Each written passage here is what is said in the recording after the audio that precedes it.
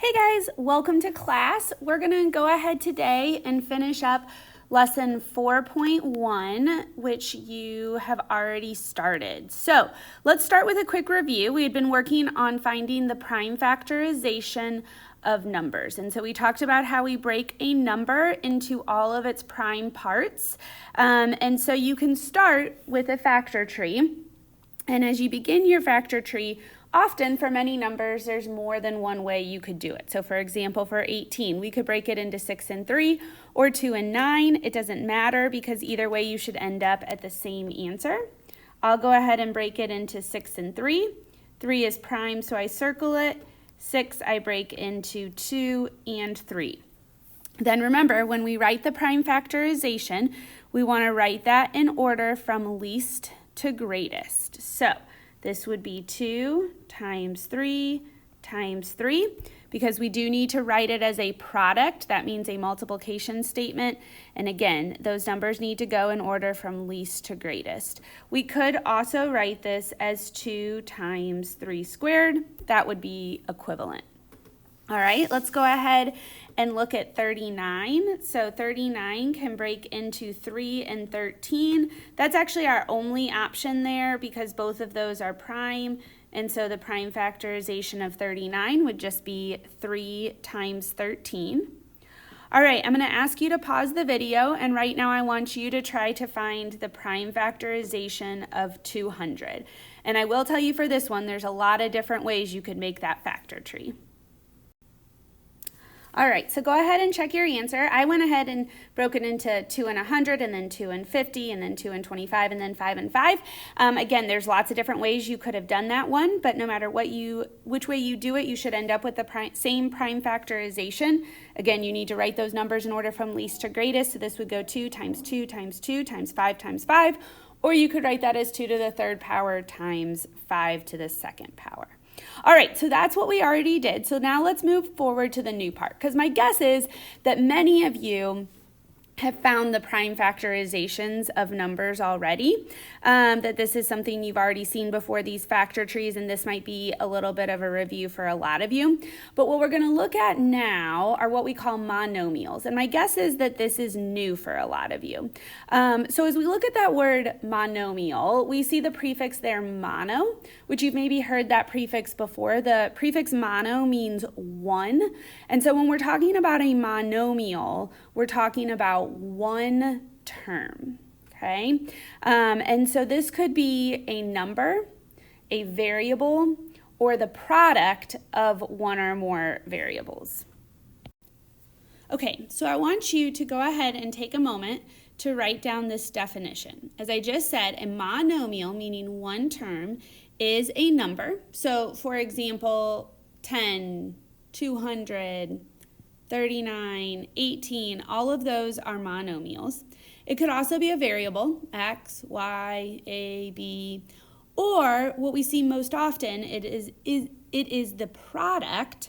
So remember that word product means multiplication of a number and one or more variables raised to a whole number power. Now, when we say a whole number power there, really what that means is it needs to be raised to a positive number. We could have negative exponents. Those do exist. We'll get to those at a later point. But for right now, what you need to know is that in order for it to be a monomial, it needs to be raised to a positive power. And that power does need to be a whole number. So go ahead if you need to pause this video to make sure that you get this definition written down. And then we're going to look at some examples to know what is a monomial versus what is not a monomial.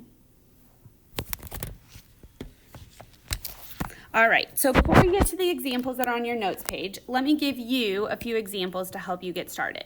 Okay, so as I said, basically any number could be a monomial. Or we could have something, so 10 could be a monomial.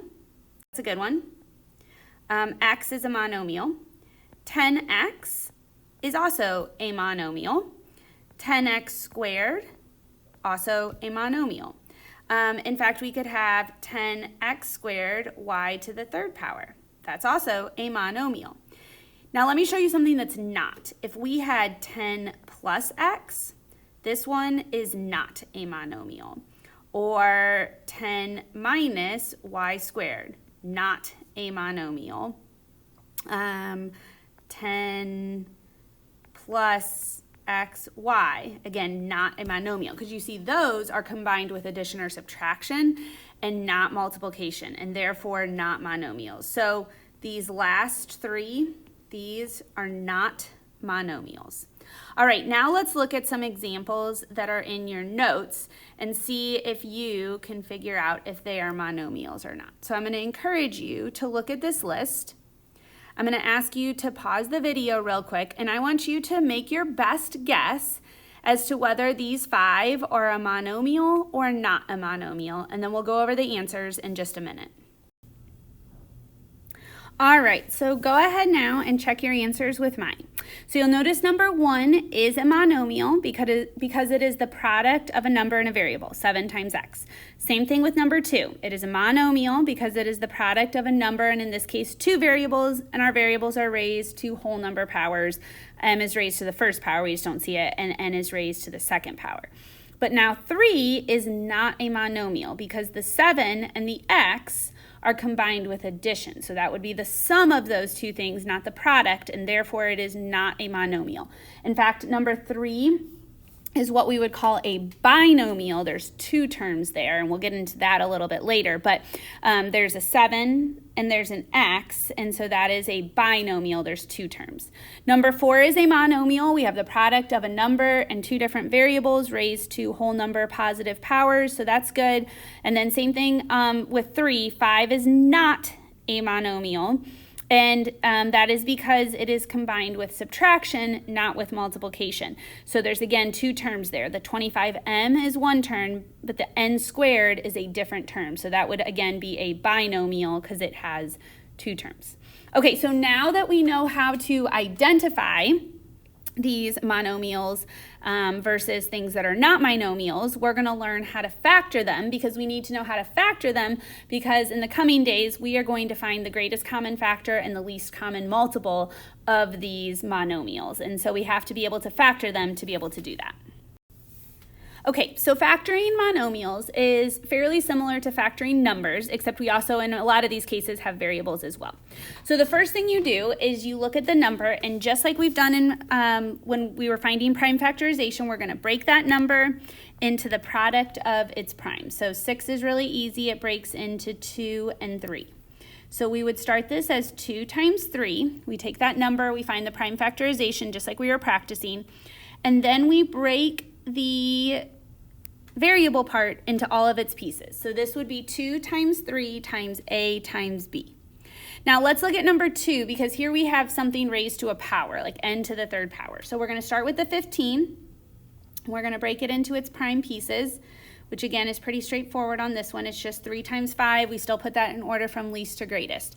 But now that n to the 3rd power, we've got to break it into all of its pieces. And what that means essentially is that we write it using repeated multiplication. So this would be n times n times n. That's what we would get when we break that into all of its pieces. All right, so let's do another one, number 3. Well, the number that we're given is actually already a prime number, so there's nothing that we need to do to break it down, but we do need to break down those variable pieces. So this, when we factor it, would be 3 times x times x times x times y times y. And I realize right now you're maybe thinking, like, this seems a little silly and pointless. Why are we doing this?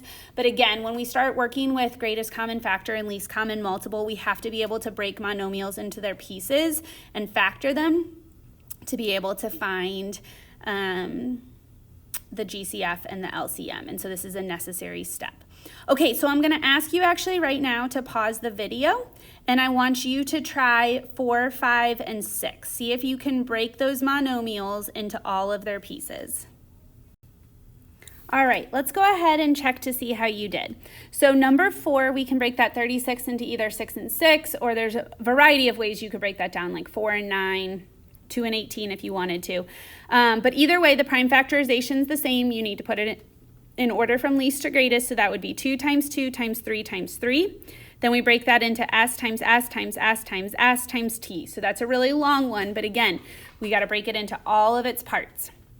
Number 5, we break 16 into 2 times 2 times 2 times 2, and then into times x when we break down that variable.